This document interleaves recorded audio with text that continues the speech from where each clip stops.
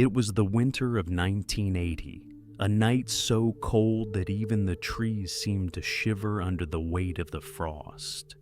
At the edge of a quiet American-operated military base in eastern England, everything followed a familiar rhythm.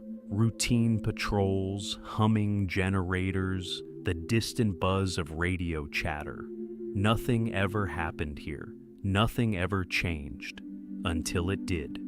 At 2:14 a.m., the base was ripped from its monotony. A violent burst of white light exploded above the forest canopy, bright enough to cast long, sharp shadows across the concrete barracks. Soldiers dashed outside, expecting to see a burning aircraft spiraling to the ground. But the sky was empty. No fire, no debris, no sound. Yet the light remained. It hovered above the tree line, shifting and shimmering like a living star. Some witnesses described it as metallic. Others swore it looked organic, almost fluid, as if it was studying its surroundings with an intelligence no one could comprehend. Inside the control tower, chaos erupted. Radar screens went dark, flooded with static.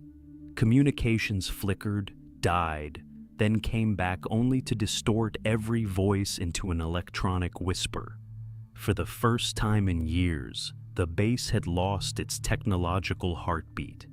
And then came the radio call that froze everyone in place. A patrol unit outside the perimeter whispered, "It's back, just like last night, and it's getting closer." The object drifted downward, slipping between the trees with impossible grace. Its surface rippled with colors not found in any earthly machine.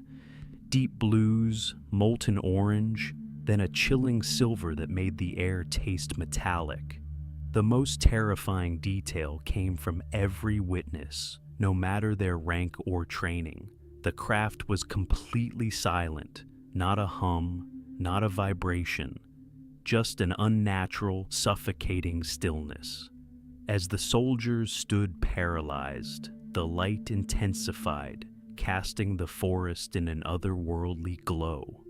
No one knew it then, but what they were witnessing would spark one of the most heavily concealed investigations in modern history, an event governments would spend decades trying to bury. The soldiers stationed near the forest edge had trained for every imaginable threat. Aircraft intrusions, foreign drones, even espionage attempts. But nothing had prepared them for a sphere of living light drifting silently toward them like a predator that didn't need to roar to inspire terror. Sergeant Collins, the patrol leader, raised his binoculars, though he already knew no piece of equipment could make sense of what he was seeing. The object hovered just above the ground now, its surface shifting from metallic reflections to a dark, glass-like opacity. It pulsed, slow, steady, like the heartbeat of something alive. "Hold your position," Collins whispered, though his voice trembled. His men aimed their rifles, not out of aggression, but out of instinct. Every survival instinct screamed that whatever this thing was, it was not from their world. And then the object reacted. A thin beam of light, no wider than a pencil, shot out from its surface and scanned the soldiers one by one. Not hot, not cold, just aware. As the beam passed over them, their radios cracked with a piercing whine. Their watches froze. One soldier collapsed, clutching his helmet, claiming he could feel a vibration inside his skull. Before anyone could move, the object ascended a few meters and rotated with unnatural precision. The forest around it bent with the shift, branches pulling toward the craft, as if gravity itself was being rewritten. "Do not engage!" Collins shouted, though none of his men were capable of pulling a trigger now. The light suddenly intensified, bathing the forest in a white glow so bright it erased every shadow. And then, without warning, the craft vanished. No acceleration, no sound, just gone. Seconds later, the radios crackle back to life with a chilling message from the control tower. Multiple contacts detected. It's not just one anymore. What the soldiers thought was a single encounter was only the beginning. The base went from controlled chaos to full red alert in seconds. Floodlights roared to life, slicing through the cold night air as soldiers sprinted into formation. But no amount of light could calm the fear that had already rooted itself deep inside every man who had witnessed the impossible. Sergeant Collins and his shaken team were ordered to advance into the forest, the same direction the craft had vanished moments earlier. The trees looked different now, as if the light had warped them. Frost melted in perfect circular patterns on the ground, forming rings like the echo of something that was no longer there. "Eyes sharp," Collins whispered as they pushed deeper. "We're tracking multiple targets now." But the targets were tracking them. Movement flickered between the trees, shadows shifting without any source, darting too fast to be human. Every few seconds, a distant flash illuminated the forest floor, followed by vibrations so faint they felt more imagined than real. Then Private Harris froze. "Sir," above us. The team looked up, and for a moment, the world seemed to stop. High in the canopy, 3 objects hovered in absolute stillness, arranged in a perfect triangular formation. Their lights pulsed in synchronized patterns, blue to white, white to red, red to complete darkness, then back again. Suddenly, the formation broke apart. One of the objects dropped lower, weaving through the trees with impossible agility. The soldiers barely had time to react before it swept over them, emitting a low-frequency hum that rattled their bones. Their flashlights flickered, then died. Cameras malfunctioned. Even their breathing felt heavy, as though the air itself had thickened. And then, from the radio, "Unidentified movement behind you. Something's closing in fast." The soldiers spun around, rifles raised, only to realize the truth. Whatever was coming wasn't in the air this time. It was on the ground. What emerged from the darkness would rewrite everything they thought they knew. The forest erupted with sound, a low, rhythmic tremor that pulsed through the soil like the heartbeat of something vast and ancient. Sergeant Collins instinctively stepped back, his boots sinking slightly into the trembling earth. The men raised their weapons, but no amount of training could steady their hands. Branches snapped in the darkness ahead, not from wind, not from an animal, from something moving with deliberate, intelligent steps. "Hold your ground," Collins whispered, though every cell in his body screamed to run. A shape emerged between the trees, first just a distortion in the air, like heat rising from asphalt on a summer day. Then the distortion thickened, rippled, and slowly took form. The soldiers watched in disbelief as a tall humanoid silhouette materialized out of nothingness. Its body wasn't made of flesh. It shimmered with the same liquid-like texture as the craft, colors flowing beneath its surface like molten metal. Its limbs were long and graceful, its movements smooth, as if gravity had a different meaning to it.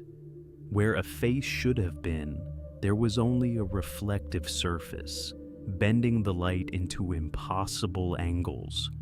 Private Harris stumbled backward, whispering, "It's scanning us." And he was right. A wave of energy swept across the clearing, moving with a deep resonance that rattled the soldiers' teeth. Their equipment shut off all at once.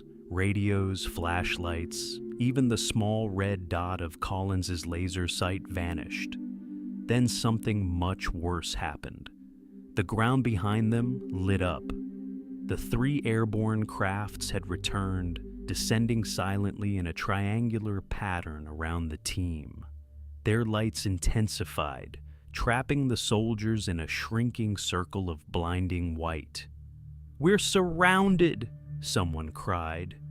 But there was no room for panic, because the humanoid figure stepped closer, its reflective surface now showing a perfect mirror image of the soldiers. Every breath they took, every tremble in their fingers, every drop of fear. Collins tried to call the control tower, but the radio only emitted a whispering static. Except this wasn't random noise. It was a voice, layered, alien, repeating a single phrase in a tone that sounded almost sorrowful. "Do not fear." But the words brought no comfort, because behind the humanoid, dozens of other distortions began to appear, flickering, unfinished shapes struggling to manifest in the cold night air. Collins realized the horrifying truth. The entity in front of them was not alone. It was the first, the Scout. And whatever was coming next wasn't coming in peace. The forest glowed with an impossible light as the distortions behind the humanoid being solidified into dozens of forms. Tall, slender silhouettes stepping out of the air like travelers crossing between worlds.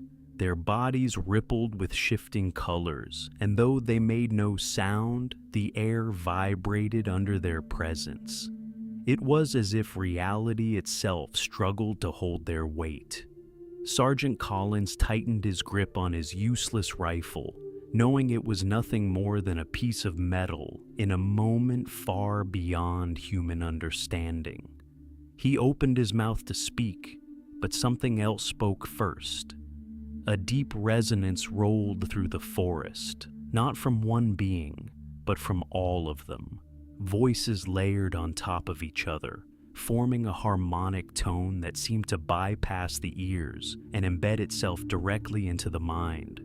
The soldiers recoiled as images flashed before their eyes, galaxies swirling like storms, strange symbols, landscapes from places no human had ever walked.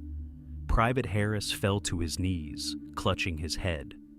"They're showing us something, but I don't understand." The humanoid entity stepped closer, its surface shifting into a mirror of Colin's face, terrified, confused, helpless. And then the vision changed. A blinding burst of white engulfed the soldiers. For a moment, they felt weightless, disconnected from the ground, from their bodies, from time. The forest dissolved into pure light. The noise stopped. The cold vanished. Silence. And then, a thundering boom shook the earth.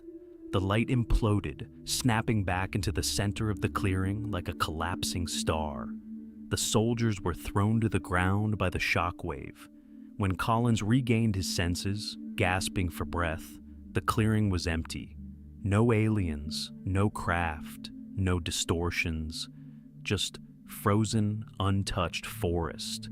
But the worst part wasn't the disappearance. It was the discovery that followed. The forest floor was scorched in 3 perfect circles, geometric, symmetrical, almost engineered.